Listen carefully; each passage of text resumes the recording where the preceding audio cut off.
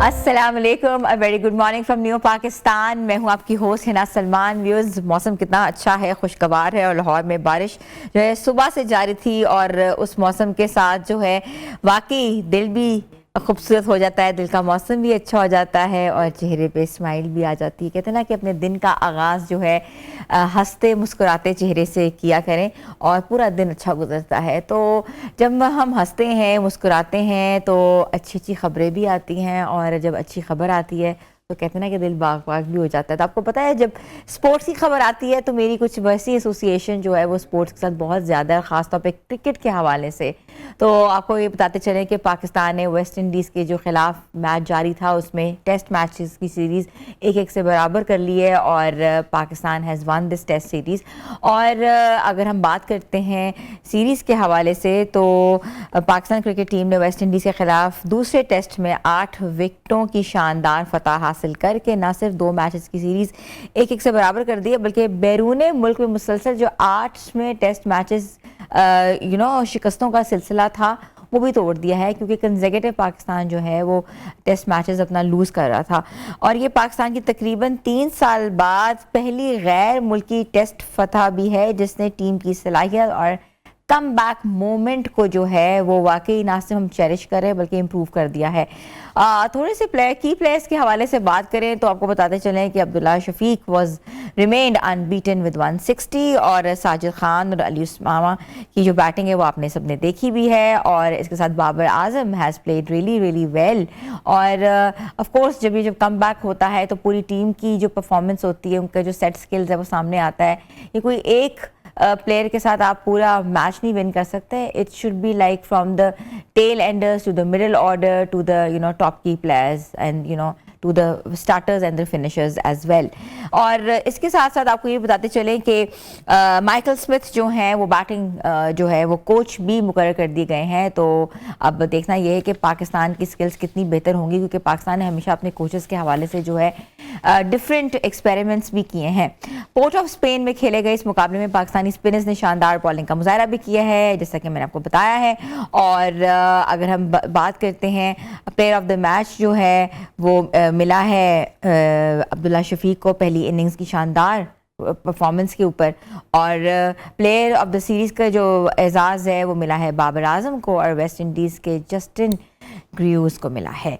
तो of course we gonna talk about it. और cricket के हवाले से हमारे पास जो आज जो हमारे एक्सपर्ट ओपिनियन हमें देंगे that is Ahmed Qureshi and I welcome him. अस्सलाम वालेकुम अहमद। जी वालेकुम अस्सलाम Hina, thank you for having me. We always love to have you when there is a cricket on us. और बात यह है कि क्रिकेट की बात होती है ऑफ कोर्स जब पाकिस्तानी टीम कम बैक करती है after such a long a period of time, और वो भी टेस्ट मैचेस में। तो कैसा लग रहा है, हाउ अबाउट योर फीलिंग, और ये जो कम बैक है ये कंसिस्टेंट रहेगा? Well first of all I think कि 3 साल बाद अगर हम कोई घर से बाहर टेस्ट मैच जीते हैं तो I think it's a big deal. और एटलीस्ट वेस्ट इंडीज के साथ हमने इस सीरीज को ड्रॉ किया है, हम हारे नहीं हैं। तो इस मामले में बाबर आजम को थोड़ा सा क्रेडिट जाएगा उनकी कैप्टेंसी को कि as compare to Shan Masood उनकी कप्तानी में और शान मसूद की कप्तानी में जमीन आसमान का फर्क है। खास तौर पे एक छोटी सी उसकी एग्जांपल ये है कि मोहम्मद अब्बास ने बड़ी जबरदस्त बॉलिंग की थी पहले मैच में, लेकिन उसके बावजूद उनको दूसरे मैच में नहीं खिलाया। उसका बड़ा बैकलैश आया बाबर आजम पे। लेकिन क्योंकि जो कंडीशंस थी या पिच की डिमांड थी वो स्पिनर्स की थी तो उन्होंने स्पिनर को खिलाया और उसका फिर हमने देखा कि रिजल्ट पाकिस्तान के हक में के हक में आया और पाकिस्तान को उसका फायदा हुआ। जबकि शान मसूद का ये होता था कि वो पॉपुलर डिसीजन लेते थे कि अगर एक बॉलर ने पहले मैच में अच्छी बॉलिंग की है तो उसी को ही कंटिन्यू करेंगे। तो आई थिंक जो टीम व्हाइट वॉश पे व्हाइट वॉश हो रही हो, इवन बांग्लादेश जैसी टीम से घर में भी व्हाइट वॉश हो जाए और उनके भी घर में व्हाइट वॉश हो जाए, तो वो अगर वेस्ट इंडीज को के साथ टेस्ट सीरीज 1-1 से बराबर करती है तो आई थिंक अच्छी बात है। और अब आगे क्योंकि इंग्लैंड का टूर है तो Pakistan cricket team I hope कि जो अपने इस विनिंग स्ट्रीक है इसको कंटिन्यू रखे। बिल्कुल, पाकिस्तान का जो नेक्स्ट टूर आ रहा है वो इंग्लैंड में आ रहा है और 3 मैचेस की टेस्ट सीरीज जो है पाकिस्तान वहाँ खेलेगा। ऑफ कोर्स आपको लगता है कि कुछ चेंजेस करनी चाहिए, जैसे अब्दुल्ला शफीक की अगर हमने इनिंग्स देखी हैं एज अ ओपनर, तो यू थिंक सो कि उनको बरकरार रहना चाहिए और इस डिसीजन को जो है वो कंसिस्टेंट रखना चाहिए? देखिए, अब्दुल्ला शफीक काफी अरसे से फेल होते आ रहे थे और पाकिस्तान क्रिकेट टीम की मैनेजमेंट और कप्तान का उन पे कॉन्फिडेंस था कि उनको दोबारा से मौका दिया गया, और जब दोबारा मौका दिया गया तो उन्होंने इस टेस्ट मैच में बड़ा जबरदस्त परफॉर्म किया है, बल्कि मैं ये कहूंगा कि जीत में बड़ा अहम किरदार अदा किया है। अब अब्दुल्ला शफीक के अंदर एक जो बड़ी मेजर इंप्रूवमेंट आई है वो ये कि इससे पहले अगर आप अब्दुल्ला शफीक को देखें तो वो जब कंसिस्टेंटली आउट हो रहे थे तो वो पहली या दूसरी स्लिप पे कैचेस दे के आउट हो रहे थे, विच मीन्स कि उनका बॉल प्रॉपर तरीके से मिडल नहीं हो रहा था बैट पे, यानी कि वो या तो अर्ली जा रहे थे बॉल पे या फिर वो लेट शॉट खेल रहे थे। तो अब हमने जो एक इम्प्रूवमेंट उनकी बैटिंग में देखी है वो ये कि अगर आप थ्रू आउट उनकी बैटिंग में देखें तो तकरीबन कोई 85 टू 90% बॉल ऐसे हैं जो प्रॉपर मिडल हुए हैं। तो आई थिंक जब एक बैट्समैन को ये रियलाइज होता है कि उसका जो बॉल है वो मिडल नहीं हो रहा और जो भी टेक्निकल फ्लॉज है उनको वो फुलफिल करता है, तो ऑब्वियसली उसके अंदर इम्प्रूवमेंट भी आती है और जो उसके अंदर टेक्निकल फॉल्ट्स होते हैं वो भी इम्प्रूव होते हैं। तो आई थिंक अब्दुल्ला शफीक उन टेक्निकल फॉल्ट्स को ओवरकम करके और इम्प्रूव करके आए हैं और उसका रिजल्ट भी नजर आया है। और अच्छी बात है, देखें अब्दुल्ला शफीक एक ऐसे प्लेयर हैं जो खेलते हुए बड़े खूबसूरत लगते हैं, बड़े स्टाइलिश लगते हैं, और बहुत अरसे बाद ऐसा हुआ है कि पाकिस्तान के किसी बैट्समैन ने 150 जो फिगर है उसको क्रॉस किया। अदरवाइज तो आप देखिए हमारी टीम भी 150 करना हमारी पूरी टीम के लिए भी बहुत मुश्किल होता था, तो उसको फुल क्रेडिट भी देना चाहिए और सपोर्ट भी करनी चाहिए। आई थिंक टैलेंट की किसी लिहाज से कमी नहीं है, सिर्फ जो एक टेक्निकल फॉल्ट था वो उनका था जिसकी वजह से कंसिस्टेंट फेलियर आ रहे थे, उसको उन्होंने ओवरकम कर लिया, तो रिजल्ट आपके बिल्कुल सामने। कन्वेंशनल क्रिकेट का जो तरीका है वो यही होता था कि इतना इतना स्कोर बनाया जाता था। अगर हम कुछ सालों पहले की बात करें तो इट्स अ कन्वेंशनल क्रिकेट जिसको बरकरार रखना बहुत जरूरी है। अच्छा, आप क्या समझते हैं, बाबर आजम बतौर कप्तान या बतौर बैट्समैन?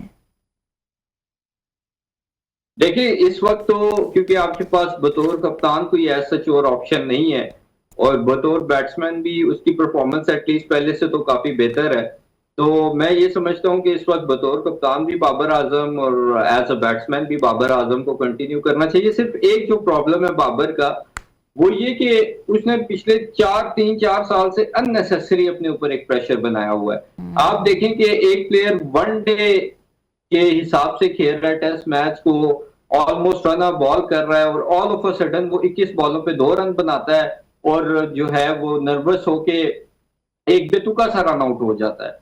तो आई थिंक 88 रन पे जब वो आया तो उसको बहुत ज्यादा जल्दी थी कि मैं जल्दी जल्दी 100 करूं, उस चक्कर में वो बस बॉल को टैप करके नॉन स्ट्राइकर एंड पे भाग के जाना चाहता था ताकि रन भी बच जाए और मुझे कम से कम बॉल फेस करनी पड़े। तो आई थिंक जब आप बचने की कोशिश करते हैं, जब आपकी ये कोशिश होती है कि मैं किसी तरह मेरा 100 हो जाए, तो वो चीज काफी आपके लिए डैमेजिंग होती आपको है। याद होगा कि प्लेयर्स जो थे वो नर्वस 90 का शिकार होते थे, तो वो नर्वस 80s का शिकार हुए हैं।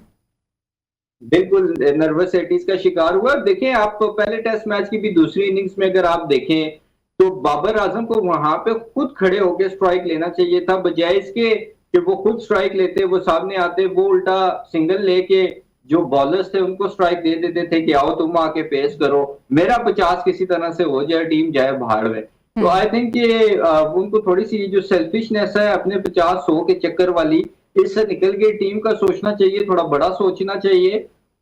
वहां पे अगर उनकी जगह कोई भी और प्लेयर होता, बैंक स्टोक्स की एग्जांपल हमारे सामने है कि 2019 में हेडिंगले का जो टेस्ट मैच था वो उन्होंने ऑलमोस्ट लास्ट विकेट के साथ अकेले सर पे जिताया था 100 करके, क्योंकि अब वो खुद स्ट्राइक ले रहे थे, वो खुद चार्ज कर रहे थे, वो ऐसा नहीं था कि भाग के सिंगल लेके दूसरी साइड चले जाएं और बॉलर को टेल एंडर को आके कहें कि आओ तुम आके फेस करो।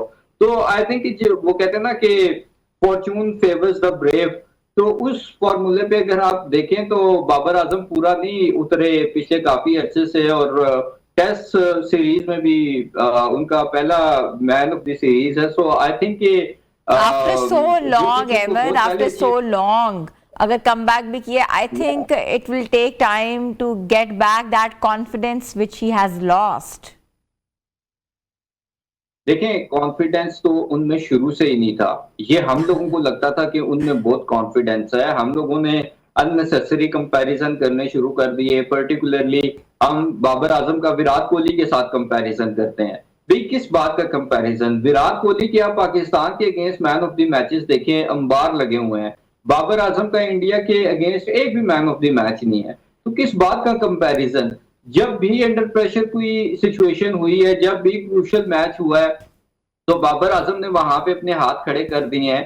क्रूशियल मैच को या बड़े मैच को या अंडर प्रेशर होने वाले मैच को तो छोड़ दें, बने बनाए मैच में भी बाबर आजम ने काफी दफा ऐसा हुआ है कि अपने 50 या 100 के चक्कर में सत्यानाश किया है या अंडर प्रेशर होके आउट हुए हैं। तो आई थिंक एक तो अननेसेसरी कंपैरिजन को हमें अवॉइड करना चाहिए, और दूसरा मैं ये समझता हूँ कि बाबर आजम को थोड़ा जो अपना एक शेल है ना, जो एक पर्सनल माइलस्टोन की तरफ वो शुरू से उससे निकलना रहे हैं, चाहिए। ओरिएंटेड रहे हैं पर्सनल माइलस्टोन्स के इर्द गिर्द, तो उससे निकल के टीम का सोचना चाहिए, थोड़ा बड़ा सोचना चाहिए कि ऐसी परफॉर्मेंस हो, बेशक वो 10-20 रन भी करें लेकिन टीम के विनिंग कॉज के लिए। और जैसे कल उन्होंने विनिंग शॉट्स लगाए हैं 2 छक्के लगा के, तो इस तरह का बाबर आजम है जो आई एम श्योर वो खुद भी देखना चाहते होंगे और हम सब भी देखना चाहते हैं कि वो हर फॉर्मेट में हर स्टेज पे इस तरह से परफॉर्म करे, बजाय इसके कि सिंगल डबल ए करे और टुक टुक करे सिर्फ अपने 50 और 100 के चक्कर में। Thank you so much Ahmed Qureshi.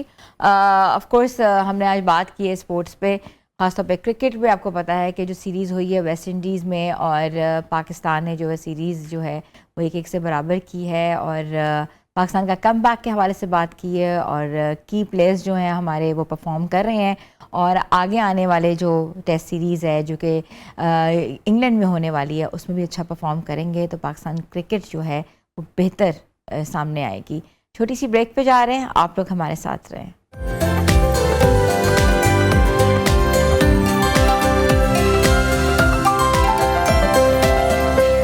Welcome back viewers. हवा की बेटी जो है ना वो कहीं भी महफूज नहीं है, चाहे कोई घर हो, चाहे कोई गली हो, सड़क हो, या किसी दुकान की छत हो। और आज तो हमने देखा कि एक पुलिस की चौकी जिसको कहते हैं ना कि थाना, वहाँ भी जो बच्ची एक तफ्तीश के लिए लाई गई वो भी महफूज ना रही। तो ऐसे वाक़यात जब आँखों के सामने आते हैं तो बाकी दिल बड़ा अफसुर्दा हो जाता है। और ऐसे लोगों से आप उम्मीद कैसे कर सकते हो कि जो कि कहते हैं कि हम कौम के मुहाफ़िज़ हैं, हम लोगों के मुहाफ़िज़ हैं, और ये उनकी हिफाजत का तरीका है। ये उनके कौलो तज़ाद में एक तरफ से तज़ाद है कि वो कहते क्या हैं, वो करते क्या हैं। जब कभी किसी को कहते हैं ना कि अव्वल तो अपॉर्चुनिटी नहीं मिलती, और जब किसी को मिल जाए तो वो छोड़ने को तैयार नहीं होता। और उसके साथ साथ सोने पे सुहागा कह दें या भयानक बात ये कह दें कि वो जो लड़की थी वो मेंटली चैलेंज लड़की थी, ज़हनी माजूर लड़की थी जिसके साथ ज़्यादती की गई है। लाहौर के इलाके गाज़ियाबाद में पुलिस थाने के अंदर ही एक ASI ने जो है उस बच्ची को ज़्यादती का निशाना बनाया गया है। कहा यह जाता था कि वो उसको तफ्तीश के लिए लेकर आया था थाने की हदूद में, और उसके बाद ऑफ कोर्स थाने की जो हदूद में लेके आया जाता है तो थाने में बहुत से लोग और होते हैं और कोई एक शख्स नहीं थाने में मौजूद होता। तो पता नहीं क्या सिचुएशन होगी कि उसने कितने लोगों के सामने जो इस लड़की को ज़्यादती का निशाना बनाया। और एक्शन तो लिया गया है, तकरीबन 78 लोगों को थानों से जो है मुअत्तल कर दिया गया है, मगर एक्शन लेना काफ़ी नहीं है। पब्लिक पनिशमेंट दी जाए जिस तरीके से पहले दी गई हैं, ऐसी इबरतनाक सज़ा दी जाए जिसके ये लोग हकदार हैं, चाहे वो कौम का मुहाफ़िज़ हो, चाहे वो एक दुकानदार हो, चाहे वो एक गली में रहने वाला इंसान हो, या कोई भी कहते हैं ना कि शख्स हो। हर किसी को एक प्रेसिडेंट बनाना चाहिए, इबरतनाक निशाना बनाना चाहिए जो कि औरत के साथ ज़्यादती करे, औरतों पे हाथ डाले तो इससे बड़ी सज़ा नहीं होनी चाहिए, देनी चाहिए। तो ये वाक़या जो है मैंने आपको जिस तरह बताया है कि जो हुआ है, लेकिन शहरियों को के अंदर जो है अजीब गम गुस्सा है। सोशल मीडिया पे भी ख़बरें भी आ रही हैं और वो ये कहते हैं कि आज थाने में जो गई हुई एक लड़की जो है महफूज नहीं है, तो हमारे घरों में जो हमारी बहन बेटियां हैं वो कैसे महफूज रहेंगी। और उन लोगों के हाथों जो कि पुलिस में हैं, पुलिस के एक बहुत बड़ा फरीज़ा सर अंजाम दे रहे हैं, कौम के मुहाफ़िज़ हैं, और इसके साथ साथ हमेशा सही और गलत का फ़ैसला उन्हीं के हाथ में होता है। आज हम इस पर बात करेंगे और ऑफ कोर्स ये पूरा वाक़या कैसे हुआ, कब हुआ, क्या मुहर्रकात हैं और क्या हो रहा है, क्या पेशरफ्त हो रही है। हमें ज्वाइन किया है हमारे क्राइम रिपोर्टर हैं शाहिद रिजवी साहब। अस्सलाम वालेकुम। वालेकुम सलाम। कैसे हैं शाहिद साहब? ठीक ठाक। शाहिद साहब, रोज़ हम ये एक वाक़या सुनते हैं, कभी दुकान पे बच्ची गई है, ज़्यादती हुई, कत्ल कर दिया, गली मोहल्लों में तो ये आम वाक़यात हो रहे थे, मगर अब क्या थाने भी महफूज नहीं है? ऐसी जगह जहाँ इंसान समझता है कि ये चार दीवारी हमारे लिए बहुत महफूज जगह है। देखिए, बड़ा अफसोसनाक ये वाक़या है कि एक थाने के अंदर एक लड़की ज़हनी माजूर जो है उसको जिनसी दरिंदगी का निशाना बनाया गया, और वो भी पुलिस एहलकार है जो हमारे कहते हैं, जैसे आपने पहले कहा कि हमारे मुहाफ़िज़ हैं, शहरियों को तहफ़्फ़ुज़ फ़राहम करते हैं, किसी भी हवाले से उनको इंसाफ फ़राहम करते हैं। और उन्होंने ये ऐसा घिनौना फेल सर अंजाम दिया है कि जो एक इंतहाई शर्मनाक बात है कि थाने के अंदर लोग जाते हैं अपनी दाद रसी के लिए कि हमें इंसाफ मिले, लेकिन बजाय इंसाफ मिलने के यहाँ तो उल्टा उनके साथ, उस बच्ची के साथ जो है इतना घिनौना फेल किया गया है। तो कहते हैं कि वो जब लड़की को लेके आया पुलिस वाला थाने में, तो ये तकरीबन अपने घर से 1 बजे से लापता थी। इसके जो वालिदैन बताते हैं कि 1 बजे से लापता थी, रात 11 बजे के करीब ये घर पहुँची है।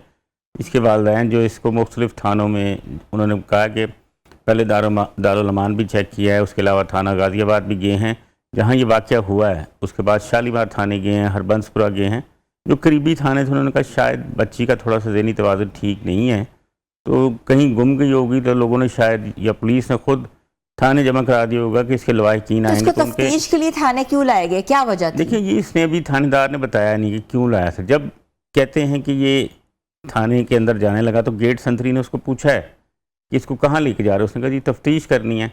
तफ्तीश के बहाने वो उसको थाने के अंदर ले गया, फिर अपने कमरा जो उसको अलाट हुआ वहाँ ले गया। वहाँ उसके साथ ये 6 से 8 घंटे उस कमरे के अंदर रहा है अकेला, और उसको ये इसने अपनी जिनसी दरिंदगी का निशाना बनाया। तो जब ये बच्ची अपने घर पहुंची है किसी भी तरीके से, इसके वालिदैन कहते हैं कि रक्शे में आई है, गाज़ियाबाद का ही इलाका था जो, वहाँ पे ये बच्ची जो है गई है, उसके बाद अपने घर पहुंच गई। तो इसके वालिदैन ने इसको पूछा है कि क्या हुआ। वो सही तरह बता पा भी नहीं रही थी कि मेरे साथ हुआ क्या है, क्योंकि इतनी वो खौफज़दा थी, डरी हुई थी। वो कहती मुझे पुलिस वाले ने थाने के अंदर जब ये घिनौना फेल कर रहा था, इस पर तशद्दुद भी किया, थप्पड़ भी मारे हैं ताकि ये आवाज़ ना निकाल सके। तो देखें कितनी खौफनाक ये बात है कि थाने के अंदर इंसाफ जहाँ मिलता है वहाँ पे इंसाफ की धज्जियाँ उड़ाई गई हैं। पुलिस वाले ने ही ये इतना घिनौना फेल किया है। तो पुलिस के पास वो दोबारा गए हैं उसी थाने में गाज़ियाबाद में हैं कि जी ये वाक़या हुआ है, लेकिन जो फ्रंट डेस्क का अमला था, मुहर्र था, उन्होंने उसकी बात ही नहीं सुनी, टाल मटोल से बात छुपा दी। जी, क्योंकि पुलिस वाला था ना, उनको डर था कि अगर ये सामने वाक़या आ गया तो बहुत बड़ी ये इंसल्टिंग। अच्छा, मुझे ये बताइएगा कि थाने में एसएचओ होता है, मुहर्रर होता है, नायब मुहर्रर होता है, इसके साथ साथ एएसआई होता है, पूरा एक थाने का एक मैकेनिज्म है। थाना में कोई एक बंदा बैठ के जो है ना वो काम कर रहा होता है ना वहाँ होता है।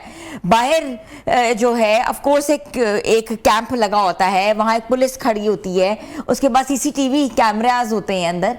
तो कोई किसी ने नहीं देखा कि बच्ची को वालिदैन के बगैर तफ्तीश के लिए भी क्यों लाया जा रहा है, जब वालिदैन नहीं है, कोई बड़ा नहीं है, साथ कोई मर्द नहीं है। देखिए, ये एक बड़ी सोचने वाली बात है, क्योंकि हर, जैसे आपने कहा कि हर थाने में सीसीटीवी कैमरे होते हैं, बिल्कुल लगे हुए हैं। हर थाने में ये चीज़ें आप लगाई गई हैं। थानों के अंदर जो हवालात के अंदर शहरी जो हैं जिनकी हलाकतों की रिपोर्टें सामने आई कि जी हवालात में हलाक हो गया, क्या हुआ जी, उस पर तशद्दुद किया गया।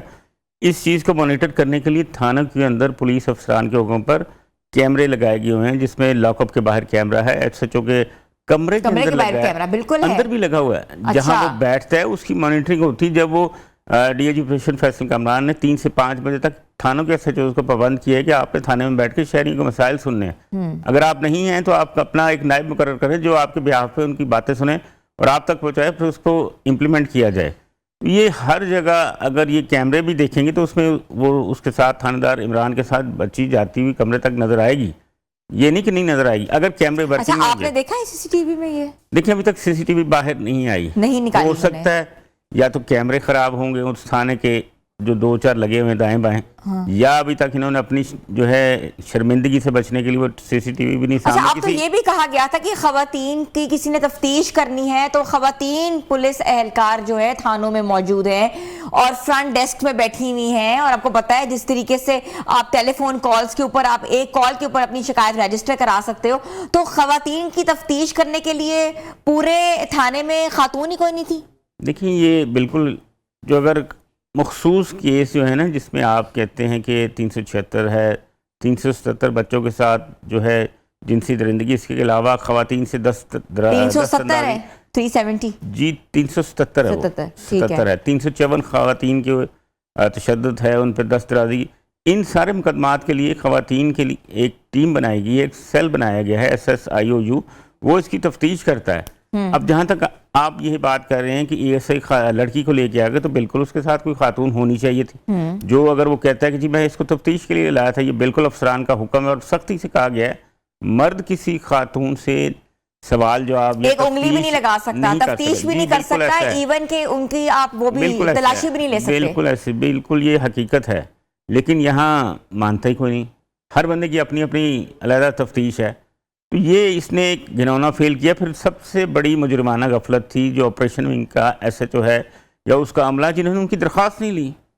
जब ये बात DIG इन्वेस्टिगेशन सैयद ईशान रज़ा है, उन्होंने सबसे पहले इसका नोटिस लिया, उन तक ये बात पहुंची कि उनका अमला जो है इन्वेस्टिगेशन विंग के थानेदार ने ये हरकत की है, तो उन्होंने फौरी तौर पर इस पर नोटिस लिया और उस ASI को जो है मुअत्तल किया, उस पर पर्चा दिलवाया गया और उसको हवालात में बंद किया गया। 376 155C की दफात लगा के ये मुकदमा दर्ज करवाया, हवालात में बंद करवा दिया गया। उसके बाद जो इंचार्ज इन्वेस्टिगेशन था जिसकी गफलत पाई गई कि उसने अपने तफ्तीशी को इतनी खुली छुट्टी दे दी कि उसको पूछा ही नहीं। अच्छा शायद रिजवी साहब, हमने देखा है कि पुलिस एहलकारों की हठधर्मी तो हमने देखी है सोशल मीडिया पे, कभी वीडियो निकल रही है, कभी एक औरत थी वो कह रही है कि मेरे से दूसरी शादी कर दी है, इसने मुझे अभी तक तनहा छोड़ा हुआ है, मेरे बच्चे भी हैं। हमने ऐसे पिछले दिन देखा है पुलिस ऑफिसर ने जिसने अपनी बेटी को और बीवी को मारा, आपके सामने है, वो भी स्टोरी आप ही ने रिपोर्ट की थी। तो ये आए रोज कोई ना कोई खबर, कौम के महाफिज, लोगों के महाफिज आज खुद ही इस फेल में, इस दरिंदगी के अंदर जो है मुब्तला है। देखिए मैं आपको एक बात बताऊं, जितनी पुलिस एहलकारों पे सख्ती की जा रही है ना कि इनको हमने ठीक करना अफसरान की, इसलिए वैसे हो रहे हैं। मैं आगे आपको बताता हूँ कि बहुत अच्छी बात है, बहुत अच्छी बात है, लेकिन ये उतना ही ज़्यादा ख़राब होते चले जा रहे हैं। हम देखते हैं कि रोज़ किसी न किसी 1 2 3 पुलिस वालों 55C इख्तियारात से तजावज़ के मुकदमात दर्ज हो रहे हैं। कल भी मैंने अभी एक रिपोर्ट किया है, शायद आपकी नज़र से गुजरा होगा, यानी कि एक जो 3 पुलिस एहलकार हैं जिसमें एक पुलिस लाइन में तैनात था, एक थाना टाउनशिप में और एक बर्खास्त शुदा, इन्होंने गैंग बना के CCD का ख़ुद को ज़ाहिर करके एक शहरी टाउनशिप का रिहायशी था, उसको घर घुस गए उसके ज़बरदस्ती, वहाँ पे जाकर उन्होंने उसे उठाया, सारी रात घुमाते रहे, उसे 2 लाख रुपये इन्होंने भत्ता लिया है, बिल्कुल, फिर उसको जाकर छोड़ा। ये चीज़ें इनके लिए आप कुछ नहीं रही। एक तो मेंटल हेल्थ इश्यूज भी, जी, बिल्कुल वो कहते हैं कि हम मुअत्तल हो जाएंगे, 6 महीने बाद बहाल होकर फिर नौकरी बिल्कुल, हम इस हवाले से बात भी करेंगे। रिजवी साहब, हमें छोटी सी ब्रेक पे जाना है, ब्रेक के बाद हम वापस आ रहे हैं और हम इस पूरे सिनेरियो को डिस्कस भी करेंगे। आप लोग भी हमारे साथ रहें।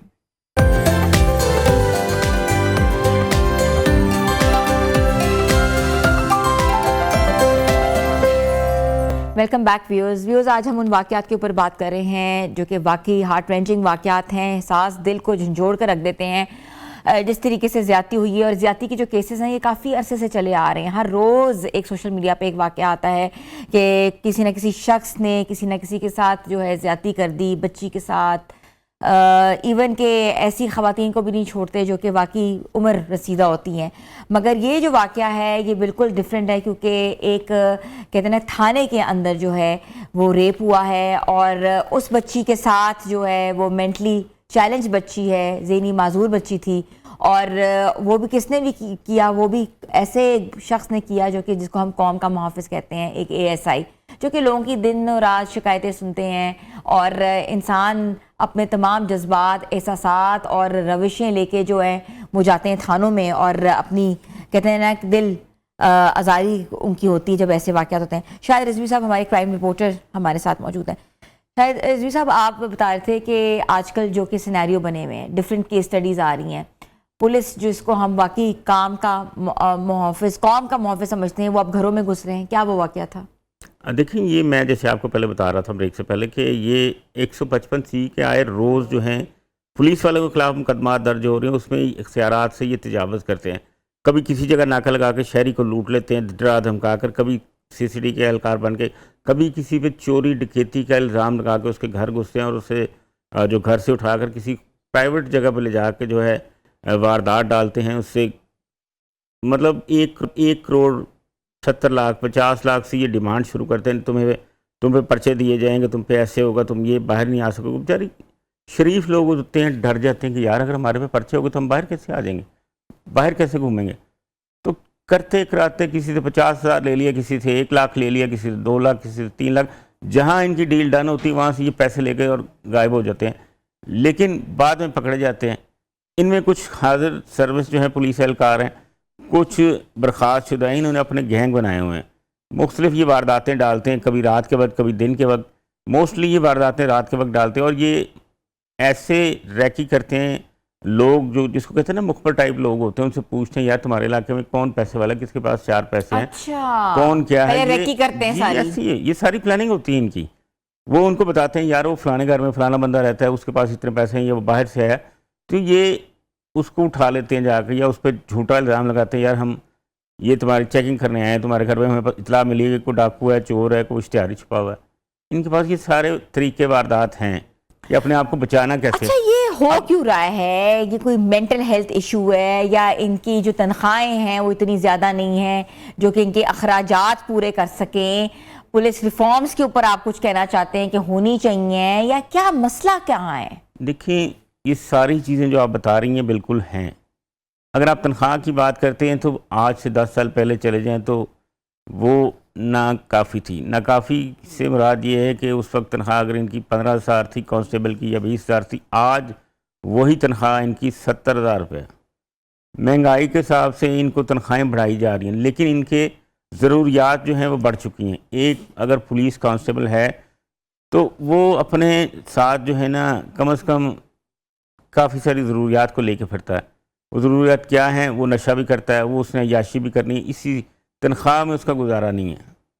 तनख्वाह आपको पता है उसकी 70,000 है तो 70,000 में घर कैसे चलाएगा? किराया देगा, अगर किराए का घर नहीं है तो अगर अपना है तो उसमें बिल देगा, बच्चों को पालेगा। इसके अलावा उसके पास रास्ता कोई नहीं कि वो ऐसी वारदातें करे या वो डकैतियाँ करते हैं। आप अक्सर देखें कि पुलिस वाले जी कोई अगर डाकू पकड़ा जाए तो उसकी शनाख्त हो तो वो कहते वो ये तो पुलिस वाला सी। फिर क्या होता जी, हम तो इसकी चेकिंग कर रहे थे। वारदात कर लेते हैं, लेकिन जब पकड़े जाए तो कहते हैं जी हम इसकी तलाशी ले रहे थे, चेकिंग कर रहे थे कि ये हमें मशकूक लगा। लेकिन जब खिंचाई ऊपर से होती तो फिर पर्चा भी होता है। तो पहले हम जो बात कर रहे थे ये केस के हवाले से लड़की के, उस पर बात करें कि DIG इन्वेस्टिगेशन ने नोटिस लिया, उस पर पर्चा करवाया, तो सर DIG ऑपरेशन उसके बाद उस थाने में गए, जाकर उन्होंने देखा तो ये सारी चीज़ें सामने आई कि SHO समेत जो अमला नीचे बैठा उनकी ये गफलत है। उन्होंने दरख्वास्त क्यों नहीं ली? दरख्वास्त कोई भी आए फ्रंट डेस्क पे कहते हैं कि जी उसका हक है, उसको E-टैग लगाया जाए, उसको कंप्यूटराइज नंबर दिया जाए, ताकि पर्चा होना ना होना बात की बात है। दरख्वास्त तो कम से कम वसूल की जाए। उस पे DIG ऑपरेशन ने तमाम तर थाने का, ये लाहौर का पुलिस लागू कर दिया है कि बिल्कुल आप सुने पुलिस का पहला वाक़या है कि पूरा थाना SHO समेत मुअत्तल कर दिया गया। 78 एहलकार इसमें मुअत्तल किए गए। बहुत बहुत शुक्रिया शाहिद रिजवी साहब, हमारे क्राइम रिपोर्टर हमें अपडेट कर रहे थे। इख्तियारात का गलत इस्तेमाल करने से जो हो रहा है वो आप लोगों के सामने ही है। इस तरह के मजीद वाक़यात बढ़ते जाएंगे अगर यहाँ ना रोका गया। छोटी सी ब्रेक पे जा रहे हैं, आप लोग हमारे साथ रहें।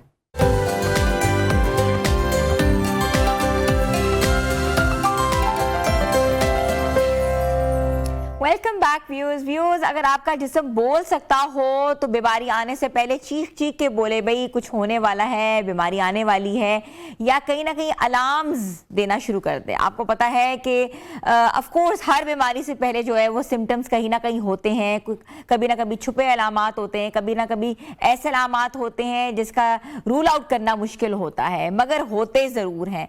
आज हम तमाम इन चीज़ों के हवाले से बात करेंगे, छुपे हुए तमाम एलिमेंट्स के हवाले से बात करेंगे जो कि बीमारी आने से पहले जो है हमें शुरू हो जाती है, चाहे वो थकन हो, सर में दर्द हो, या आपको लगे कि आपको नमनेस हो रही है, आपके पाँव हाथ सुन हो रहे हैं, या आपके जिस्म पे जगह जगह निशान है, जगह जगह नील पड़े हुए हैं, या आपको रेड रेड स्पॉट्स आ गए हुए हैं, या आपकी ज़ुबान जो है वो कड़वाहट का शिकार हो गई हुई है, आपके हार्ट बर्न शुरू हो जाता है, आपको लेफ्ट साइड पे पेन होना शुरू हो जाती है, और किसी को हमेशा कमर में दर्द रहती है, और तलवे आपके जो हैं वो समटाइम्स बहुत ठंडे, समटाइम्स बहुत गर्म होते हैं। ये तमाम अलामात किसी ना किसी बीमारी के ही ज़िम्मे में आते हैं। वो बीमारी क्या है, कैसे होती है, कब इसका अंदाज़ा लगाया जा सकता है, आज हम इस पर बात करेंगे। और 20 साल के बाद कौन से टेस्ट कराने चाहिए, 30 साल के बाद कौन से टेस्ट कराने चाहिए, 40 साल और 50 साल के बाद कौन कौन से टेस्ट जो हैं वो ज़रूरी होते हैं कराना। पूरे साल का एक जनरल चेकअप जो है, जिसका कॉन्सेप्ट वेस्टर्न में तो बहुत है, वेस्ट वर्ल्ड में, मगर पाकिस्तान में ऐसा कोई कॉन्सेप्ट नहीं होता। आखिरी स्टेज पे होते हैं तो जाके बता रहे होते हैं हम तो बीमार हैं, और हमें जब पता लगता है तब उसके बाद पता लगने के बाद ही हम अल्लाह को प्यारे हो जाते हैं।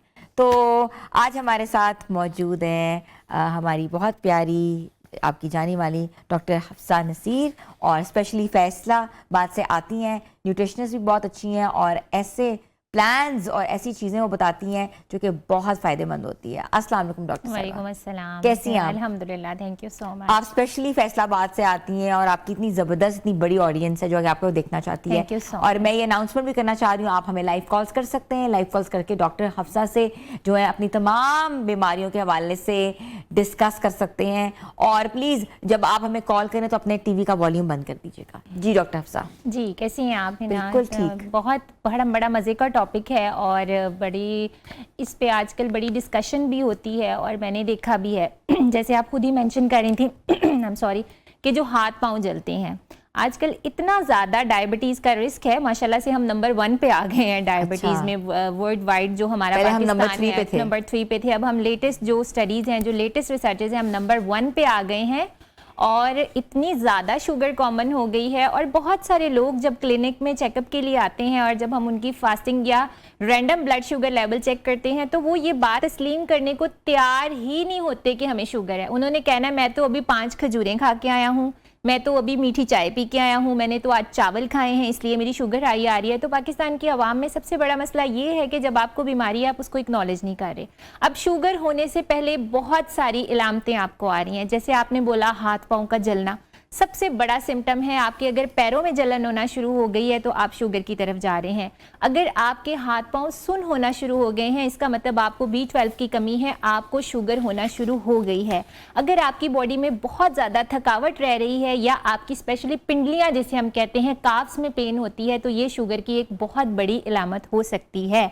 इसी तरह अगर आपको बार बार यूरिन आना, जो पेशाब रात को बार बार आता है, या मुँह खुश्क होना, ये तो तब का सिम्टम है जब बात बहुत आगे बढ़ चुकी होती है। इससे पहले शुगर बहुत सारी आपकी चीज़ें ख़राब कर रही है, आपकी नज़र ब्लर हो रही है, आपकी बॉडी थकावट में रह रही है, आपको सांस चढ़ रहा है, आपके हाथ पांव सो रहे हैं, हाथ पांव जल रहे हैं, तो डिफरेंट किस्म के सिम्टम्स आपको डायबिटीज़ की वजह से आ सकते हैं। इसी तरह जब हम बात करते हैं हाइपरटेंशन की, तो ब्लड प्रेशर की डिफरेंट अलामतें हैं। हमारी आवाम ने तब जाके ब्लड प्रेशर चेक करवाना है जब बहुत ज़्यादा सर दर्द करना शुरू कर गया है, या हाथ पाँव बिल्कुल ही सुन्न होना शुरू हो गए हैं। इससे पहले ब्लड प्रेशर बहुत सारी इलामतें लेके आता है। बहुत सारे लोगों को जबड़े में दर्द होता है, तो वो मोस्टली जो है वो जाके अपने दांत का इलाज करवाना शुरू कर देते हैं। तो मोस्टली जबड़े में दर्द या आपकी ये कनपट्टी में दर्द तब होता है जब आपका ब्लड प्रेशर हाई होता है। इसी तरह अगर किसी के जिगर पे चर्बी आ गई है, पेट बहुत ज़्यादा बढ़ रहा है, वजन पूरी बॉडी का ठीक है लेकिन सिर्फ पेट बढ़ा हुआ है, बॉडी थकावट महसूस कर रही है, मुंह पे सुबह सुबह उठते हैं, बड़ी स्वेलिंग महसूस होती है, हाथ पांव पे स्वेलिंग महसूस होती है, तो इसका मतलब आपकी बॉडी में ट्राइग्लिसराइड्स के लेवल ज़्यादा हो सकते हैं। हार्ट डिजीज़ के डिफरेंट रिस्क हैं। जब आप विटामिन्स की कमी की बात करते हैं, जैसे आपने बात की कि बॉडी पे डिफरेंट किस्म के ब्रूज पड़ना शुरू हो जाते हैं, जब बॉडी पे नीले कलर के निशान बन रहे हैं, वो भी बी कम्प्लेक्स विटामिन डेफिशिएंसी की एक बहुत बड़ी अलामत है। अच्छा, वो प्लेटलेट्स कम होने की भी अलामत यही होते बात हैं। मैं करने लगी थी कि अगर आपको कोई ऑटोइम्यून बीमारी हो गई है जिसकी वजह से आपकी बॉडी प्लेटलेट्स कम कर रही है, उसमें भी आपकी बॉडी पे जो है वो ब्रूजेस कम बनने लग जाते हैं। लेकिन जब प्लेटलेट्स बहुत ज्यादा कम हो जाएंगे, बहुत सारे लोग ब्लड थिनिंग की मेडिसिन खा रहे हैं, फॉर एग्जांपल डॉक्टर को विजिट किया है, ब्लड प्रेशर हुआ है या कोई हार्ट बीमारी है, डॉक्टर ने एक मेडिसिन प्रिस्क्राइब कर दी है, साला साल वो दवाई खाते रहेंगे, साला साल वही दवाई खाते रहेंगे। पता नहीं है कि ब्लड पतला करने वाली दवाई 6 माह के बाद डोज एडजस्ट करवानी है, सीबीसी करवानी है, उसमें प्लेटलेट्स वापस डॉक्टर के पास नहीं जाते। इस वजह से बहुत सारी कॉम्प्लिकेशंस आती हैं, डिफरेंट किस्म की कॉम्प्लिकेशंस आ सकती हैं, और जब प्लेटलेट्स बहुत कम होते हैं तो बॉडी में ब्रूजिंग अच्छा, अक्सर ये भी देखा है कि जिनको माइग्रेन होता है और आधे सर का दर्द हो रहा है, तो वो ये समझते हैं कि अब ये तो हमारा खानदानी है, चली आ रहा है, लेकिन ये नहीं देखते कि लो ब्लड प्रेशर भी माइग्रेन बड़ा रीजन हो सकता रीजन बन सकता है। एग्जैक्टली, ब्लड प्रेशर, डिहाइड्रेशन, जिस्म में नमकियात की कमी, इसके साथ साथ बहुत सारे मादनियात जिसे हम मिनरल्स कहते हैं, उसकी डेफिशिएंसी की वजह से हेडेक और फटीग हो सकती है। आजकल जैसे गर्मियां हैं, जुलाई और अगस्त में पसीना बहुत ज्यादा आता है, जितना ज्यादा पसीना आता है उतना ज्यादा बॉडी अपने इलेक्ट्रोलाइट साथ साथ लूज कर रही होती है।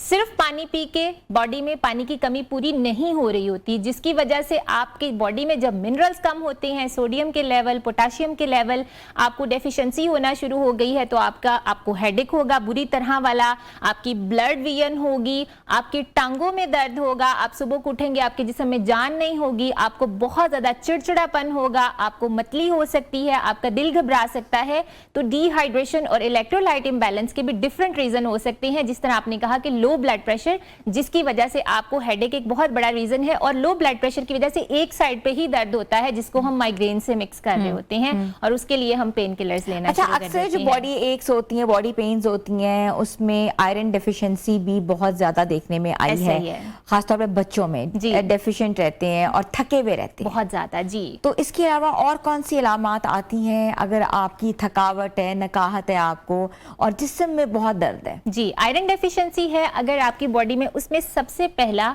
और सबसे कॉमन जो सिम्टम है वो 2 हैं। एक तो आपको बहुत ज्यादा चिड़चिड़ापन आएगा, एक आपको 3 से 4 सीढ़ियां चढ़ के आपका सांस फूल जाएगा, और उससे भी कॉमन सिम्टम अगर हम एडल्ट्स की बात करते हैं, लेडीज, तो शॉर्ट टर्म मेमोरी लॉस होता है। मतलब छोटी सी बात है, अभी मैं कोई चीज फ्रिज से उठाने गई थी, भूल गया कि मैं अभी क्या करने आई थी, मैं अभी कोई बात करने लगी थी, मुझे भूल जाएगी। ये आयरन डेफिशिएंसी की बहुत बड़ी इलामत है एडल्ट्स में। इसी तरह अगर आप बच्चों में देखें, बच्चों में सबसे बड़ी इलामत यही है कि बच्चों में एक तो चिड़चिड़ापन होता है, दूसरा भूख बहुत कम लगना शुरू हो जाती है। जब भी बच्चा आयरन डेफिशिएंट होगा, उसकी हंगर डिप्राइव कर जाएगी, वो खाना नहीं खाएगा, वो मिट्टी वाली चीजें खाएगा, इधर उधर की चीजों में दीवारों को जाके चाटेगा, फूड आइटम्स की उसको क्रेविंग बहुत कम होना शुरू हो जाएगी। इसके साथ साथ जो है बहुत सारे बच्चे जिनको आयरन डेफिशिएंसी होती है, उनके शुरू से बाल झड़ना शुरू हो जाते हैं, या सम टाइम बच्चों के बालों में बिल्कुल शाइन नहीं होती। आप छोटे छोटे बच्चे देखते हैं बहुत हेयर स्पार्स और ड्राई नजर आ रहे होते हैं आयरन डेफिशिएंसी की वजह से। और फीमेल्स में भी बहुत ज्यादा बाल गिरना और मूड खराब होना और चिड़चिड़ापन होना, सांस का फूलना आयरन की कमी की इलामत हो सकती है। ठीक है। अच्छा, मुझे ये भी बताइएगा कि अक्सर हमने देखा है कि वाटर रिटेंशन हो जाती है बहुत ज्यादा। सुबह देखो जिस्म फूला हुआ है, शाम को देखो तो वही जिस्म जो है वो नॉर्मल हो जाता है। जी, ये किस चीज की अलामत है? ये मोस्टली 2 रीजन हो सकते हैं। एक तो वो पेशेंट्स जिनको ब्लड प्रेशर हो रहा है, जैसे कि बीपी हाई हो रहा है, उनकी बॉडी में भी जो है वो सोडियम के लेवल बढ़ जाते हैं, जिसकी वजह से स्वेलिंग हो सकती है। सेकंड, वो लोग जो बहुत ज्यादा नमक खाते हैं, बहुत ज्यादा नमक खाना है, डिनर में आपने सोते हुए कोई ऐसी फूड खाई है जिसमें नमक का इस्तेमाल ज्यादा कर लिया, उसकी वजह से भी आपकी बॉडी में जो है वो वाटर रिटेंशन हो सकती है। थर्ड, बहुत कॉमन सिम्टम्स है प्रोटीन की डेफिशिएंसी। जब आपकी बॉडी में या आपकी खाने में प्रोटीन आप कम खा रहे हैं, नशास्ता यानी कि कार्बोहाइड्रेट्स वाली फूड्स आप ज्यादा खा रहे हैं, तो उसकी वजह से भी आपकी बॉडी में वाटर रिटेंशन ज्यादा हो सकती है। तो अगर मॉर्निंग में आपकी बॉडी में ब्लॉटिंग और वाटर रिटेंशन ज्यादा है, तो इसके 2 रीजन मेजर हैं कि या तो आप नमक का इस्तेमाल ज्यादा कर रहे हैं, सेकंड स्ट्रेस और प्रोटीन की डेफिशिएंसी सोडियम इंटेक ज्यादा। एक कॉलर हमारे साथ हैं, वसीम साहब हैं कराची से। जी, अस्सलाम वालेकुम। हेलो, अच्छा जैसे कनेक्ट होता है जी। अस्सलाम वालेकुम वसीम साहब, जैसे कनेक्ट होते हैं तो जी, विल जी। Definitely talk back to him. अच्छा, आपने बिल्कुल बताया जुबान पर छाले पड़ जाना, जी। दरारें पड़ जाना, जी। ये किस चीज की अलामत है? अगर आपके जबान में और बैक टू द मोलर, दाढ़ के बिल्कुल पीछे वाली साइड पे गले के पास छाले बनते हैं, ये ग्लोसाइटस, बहुत ज्यादा उनकी जबान भी लाल रहती है और साइडों पे छाले पड़ना, गले में छाले पड़ना, ये मोस्टली उन पेशेंट्स को होता है जिनकी बॉडी में B6, B12 और B9 की डेफिशिएंसी बहुत ज्यादा होती है। सिंपल, जिनके मुंह में बार बार छाले पड़ रहे हैं, दो काम करें। एक तो एक अच्छा सा माउथ वॉश लें, दिन में 3 से 4 दफा आप उसको इस्तेमाल करें। दूसरा, एक कोई ना कोई फॉलिक एसिड और B12 का सप्लीमेंट लेना शुरू कर दें। 1 से 1.5 महीना, मैक्सिमम आप 20 से 25 दिन भी कोई विटामिन जो है वो लेना शुरू करेंगे तो इंशाल्लाह आपका जो है ये मसला ठीक हो जाएगा। तो ग्लोसाइटस बहुत बड़ा रीजन है। जबान का बहुत ज्यादा वाइट होना मोस्टली उन लोगों में हो सकता है जो कम पानी पीते हैं। कम पानी पीने की वजह से आपके मुंह में बैक्टीरियल और फंगल इन्फेक्शन ज्यादा आ सकते हैं, बार बार जबान आपकी वाइट हो सकती है। तो जिनकी जबान वाइट होती है, एक तो वो पानी पीने का ख्याल रखें, दूसरा फंगल इन्फेक्शन को जो है वो ट्रीट करना शुरू करें।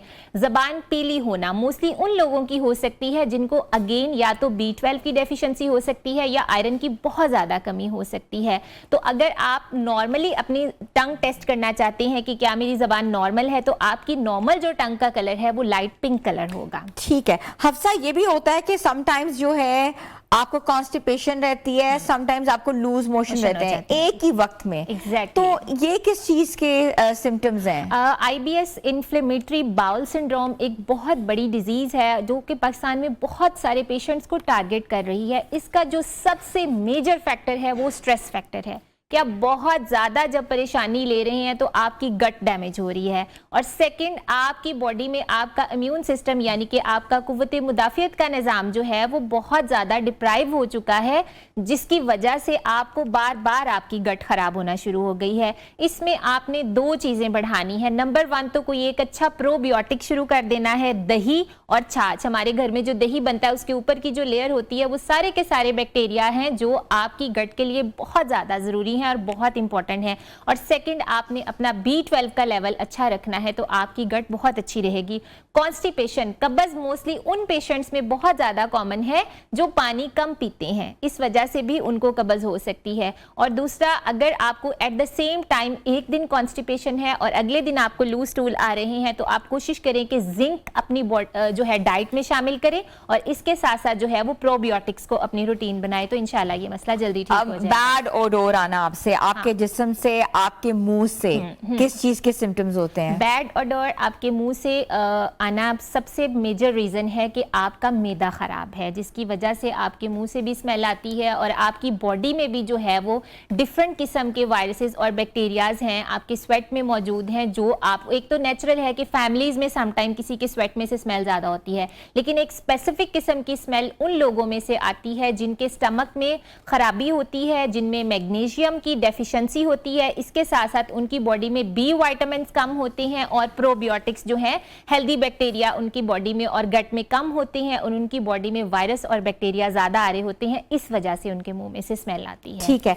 अच्छा ये भी मुझे बताइएगा, जैसे बड़ी बीमारियां हैं जिनमें कैंसर शामिल है, थायराइड कैंसर शामिल है, आपको पता है कि सर्वाइकल कैंसर शामिल है, बहुत कॉमन हो चुका है, अब कॉमन हो चुका हुआ है, और इसके साथ साथ ब्रेस्ट कैंसर शामिल है। इन बीमारियों के सिम्टम्स क्या होते हैं? कैंसर का बेसिक सिम्टम क्या है? सबसे जो है ना परेशानी की बात, ये ऐसी बीमारी है कि ये एसिम्प्टोमेटिक होती है। इसमें नो सिम्टम्स पेशेंट समटाइम आते हैं, इसका सबसे बड़ा सिम्टम यही होगा आप बहुत थके हुए रह रहे हैं, आपकी बॉडी हर वक्त थकावट में है, और सेकंड आपका वेट लॉस होता है।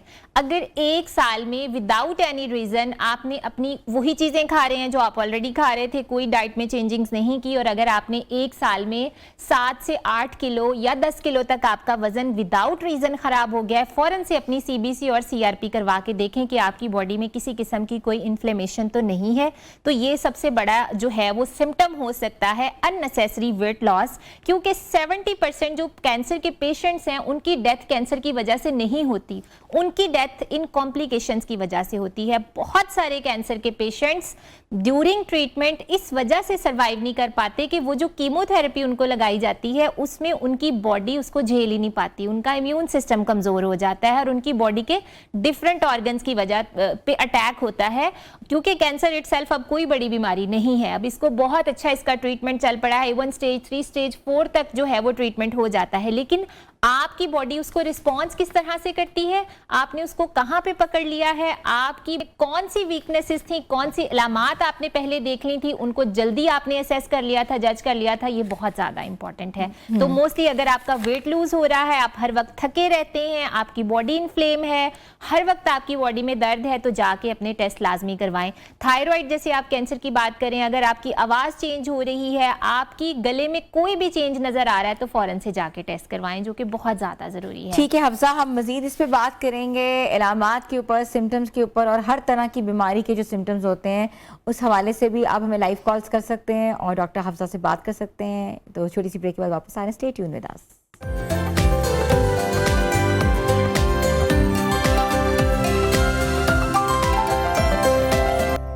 व्यूअर्स, हम लोग सेहत के हवाले से बात कर रहे हैं, ख़ास तौर पे कौन सी ऐसी खामोश अलामात होती हैं जिस्म में आई होती हैं लेकिन उसका अंदाज़ा लगाना समटाइम्स बहुत मुश्किल हो जाता है, क्योंकि वो अलामात जो हैं बज़ाहिर हमें लगता है ये वैसे ही हैं, हम लोग ना टेस्ट कराते हैं ना उसके बारे में गौर व फिक्र करते हैं, और जब वही बीमारी आखिरी स्टेज पे पहुंच जाती है तो फिर वाकई ज़िंदगी मुश्किल भी हो जाती है, डॉक्टरों की भी और हमारी भी, और फिर हम भाग दौड़ कर रहे होते हैं। आप हमें लाइव कॉल्स कर सकते हैं, लाइव कॉल्स करके डॉक्टर हफ्सा नसीर हमारे साथ मौजूद हैं, उनसे आप मशवरे भी ले सकते हैं। डॉक्टर हफ्सा, हम बात कर रहे थे खामोश जो अलामात होती हैं जिनको हम खामोश कातिल भी कहते हैं, कैंसर के हवाले से बताया कि इसकी कोई सिम्टम्स आते ही नहीं हैं। हमने हमेशा देखा है कि अक्सर नाखूनों के अंदर वाइट स्पॉट्स आ जाते हैं, ठीक है, और हमें लगता है कि ये तो वैसे ही है, या हम टाइम लगता है कि ये तो कैल्शियम की कमी है, दूध ज़्यादा पीना शुरू कर दो। है ऐसी बात है? ये हम भी बचपन में करते होते थे, अगर किसी के नाखून वाइट होते थे तो कैल्शियम की कमी है। असल में कैल्शियम की कमी कभी भी जो है नेल्स वाइट नहीं होते। नेल्स वाइट होने की जो सबसे बड़ी रीजन हो सकती है वो जिंक की कमी हो सकती है। जिंक की कमी, देखिए ना कितना आपने अप्रोप्रिएट बताया है। तो अगर जिंक कम होगा, एक तो आपका नेल बढ़ेगा नहीं। अक्सर जैसे बच्चियों को बड़ा शौक होता है नेल्स बढ़ाने का, वो थोड़े से बढ़ते हैं और उसके बाद वो टूट जाते हैं, या उसमें बिल्कुल डिफरेंट किस्म के वो स्पॉट से नजर आते हैं, और नेल्स बिल्कुल जो है ना वो ब्रिटल नहीं होते। तो वो उन फीमेल्स के होते हैं जिनमें जिंक बहुत ज्यादा कम होना शुरू हो जाता है। और अगर नेल अक्सर येलो से या डिस्कलरेशन सी नजर आती है अक्सर लोगों के नेल्स में, तो वो उन लोगों के नेल्स जो हैं वो डिस्कलरेशन होती है जिनमें फंगल इन्फेक्शन बहुत ज़्यादा शुरू हो रही होती है। इसमें मोस्टली डायबिटिक लोग, या फिर आपको डिफरेंट किस्म की जैसे आपकी अनहाइजेनिक प्रैक्टिसेस हैं, तो उसकी वजह से कोई प्रोडक्ट्स आप यूज़ कर रहे हैं वो आपके नेल्स में जा रही हैं, या उस हिसाब से आप नेल केयर नहीं कर रहे, तो फंगल इन्फेक्शंस की वजह से भी आपका नेल का कलर चेंज होना शुरू हो जाता है। उसमें डिफरेंट किस्म के स्पॉट्स पड़ना शुरू हो जाते हैं, या येलो कलर के स्पॉट्स पड़ना शुरू हो जाते हैं। अगर आपके नेल बहुत ज़्यादा स्पून शेप, जैसे हम कहते हैं ना, बिल्कुल वो चम्मच की तरह नजर आना शुरू हो जाते हैं, उसमें ये कि बॉडी में बहुत ज़्यादा आयरन की कमी हो सकती है और फोलेट की कमी जो है, जिसकी वजह से आपके नेल्स स्पून शेप्ड हो सकते हैं। इस तरह अक्सर लोगों के नेल्स में लाइंस पड़ना शुरू हो जाती हैं। वो मोस्टली उन लोगों के होते हैं जिनमें मैग्नीशियम की डेफिशिएंसी हो सकती है या B12 की कमी हो सकती है। तो नेल्स एक बहुत बड़ा इंडिकेशन हो सकता है, जिसका मतलब है कि आपकी बॉडी में डिफरेंट किस्म की जो वो ग़िज़ाई अज्जा हैं वो कम है। आप इससे भी अच्छा डॉक्टर हफ्सा, ये भी बताइएगा कि अक्सर हमने देखा है कि बॉडी के ऊपर लम्प्स बने होते हैं, जी, अक्सर सिस्ट जिसको कहते हैं, समटाइम्स वो पेनफुल होती हैं, समटाइम्स वो पेनफुल नहीं होती। वो किस चीज की इंडिकेशन होती है? अच्छा, अगर आपकी बॉडी में वो डिफरेंट किस्म के लम्प्स बन गए, जिसे हम आम जुबान में गिल्टियां कहते हैं, अक्सर लोगों को गिल्टियां बनना सबसे बड़ी इलामत है टीबी की। कोई सिम्टम नहीं आएगा आपको टीबी का, कोई खांसी नहीं है, कोई बुखार नहीं हो रहा, सिर्फ जिस्म में हल्की सी थकावट है और लम्प्स बन गए हैं और वो थोड़े से पेनफुल हैं, तो फौरन से जाके ट्यूबरक्लोसिस का टेस्ट करवाना है। जैसे ही आप टीबी का ट्रीटमेंट लेते हैं 3 से 4 मंथ्स का, तो वो गिल्टियां आपकी डिजोल्व हो जाती हैं, ख़त्म हो जाती हैं।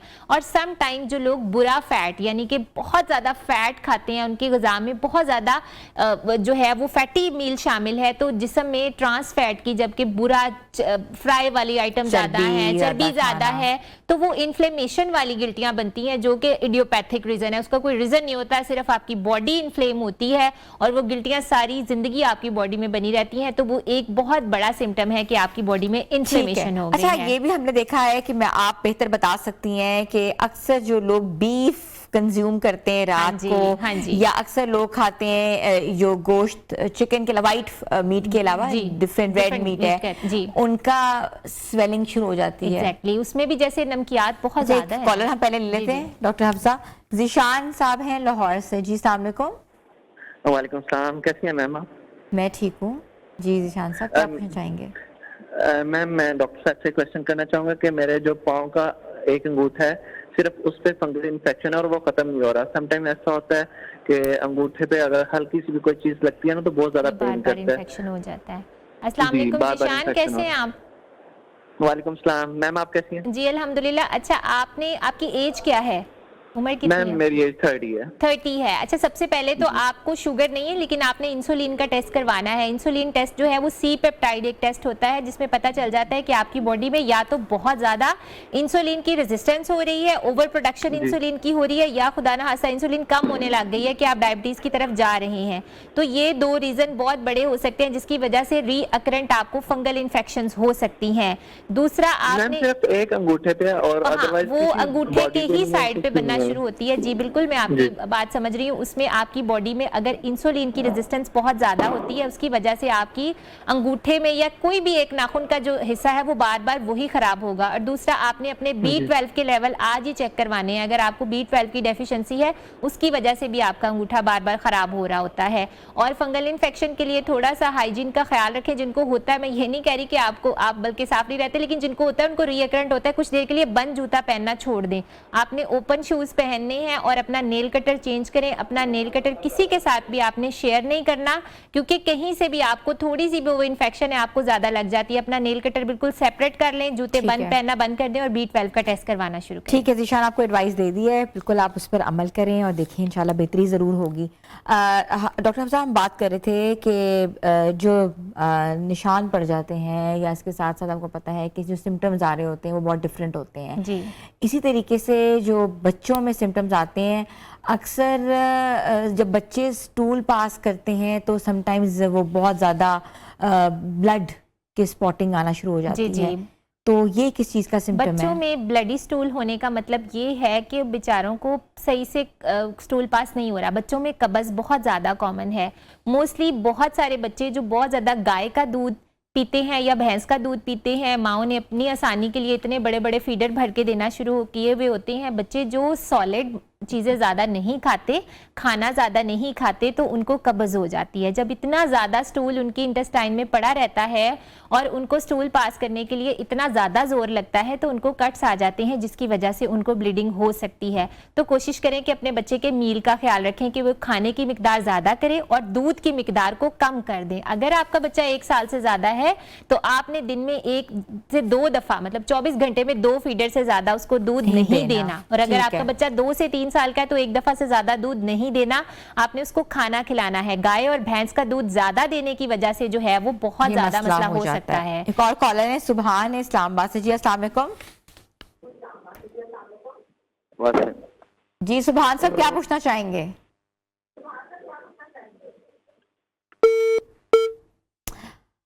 कनेक्टिविटी में बहुत इशू चल रहे हैं आजकल। आपको पता है बारिश होती है तो कनेक्शंस भी कहीं ना कहीं खराब हो जाते हैं हमारे साथ भी आज कनेक्शन खराब हो गया। तो कैसी बात होता है तो हम बिल्कुल कॉल्स लेंगे। जी अगर हम मैंने पिछले दिनों एक सोशल मीडिया पे पोस्ट लगाई गाय के दूध को लेके और कह दिया कि बच्चों में एक बच्चे का केस रिसेंट आया जिसकी बच्चे की 3.6 4 पे HbB नहीं थी और वो 3 साल का था और उसकी माँ उसको गाय का दूध पानी मिक्स करके पिला रही थी और वो दिन के 6 से 7 फीडर पीता था और खाना नहीं खा रहा। अब देखिए, जो बच्चे गाय और भैंस का दूध पीते हैं उनमें बहुत ज्यादा आयरन की कमी होती है क्योंकि वो खाना नहीं खाते। मैंने पोस्ट लगा दी, नीचे हमारी पाकिस्तान की आवाम ने मुझे ट्रोल करना शुरू कर दिया और लड़कों ने यहाँ तक बोला हम तो सारी जिंदगी से गाय का दूध पी रहे हैं, ये तो फॉर्मूलाज को सपोर्ट करते हैं। तो गाय और भैंस का दूध कम करवाने का मकसद ये नहीं है कि हम उस दूध को बुरा कह रहे हैं। इसका मकसद ये है कि आपके बच्चे ने खाना ज्यादा Nutrition खाना value है, पूरी उसकी जानी nutrition चाहिए। value नहीं पूरी होती। 6-6 माह पे आप बच्चे को, मैंने देखा है घर में सौंफ इलायची डाल के इतना सा दूध और उसमें 1 किलो पानी डाल के बच्चे को देना शुरू कर देते हैं, जो कि आसानी बहुत करते हैं ना कि ज्यादा- बस ना खाना खिलाना पड़े, जिससे बहुत ज्यादा डेफिशिएंसीज हो सकती हैं, हो जाती जी, है। इवन बिल्कुल। कि आपकी एपेटाइट जब पूरी नहीं होगी ऑटोमेटिकली आपके अंदर डेफिशिएंसी तो Deficiency हो आएंगी जाती आएंगी। है। अच्छा, हम बात कर रहे थे, आई जस्ट फॉरगॉट कि हम लोग जब मीट कंज्यूम करते हैं, रेड मीट, तो हमें स्वेलिंग हो जाती है सुबह जी उठ के। जी जी जी।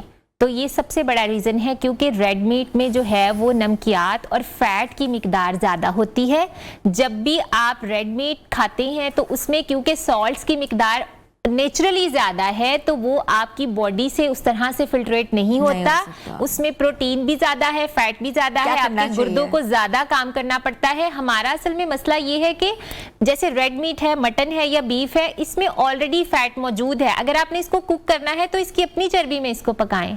हमारे एक तो ये गाय तेल में पकाते हैं हम तेल लोग में ज्यादा। पकाते हैं, भून भून के एक खाते हम हैं। कॉलर ले रहे हैं जी, साथ जी। साथ। उस्मान है कसूर से। जी अस्सलाम वालेकुम। वालेकुम सलाम जी मैम, क्या हालत है? ठीक है आपकी? मेरी तबीयत ठीक है, आपकी ठीक है?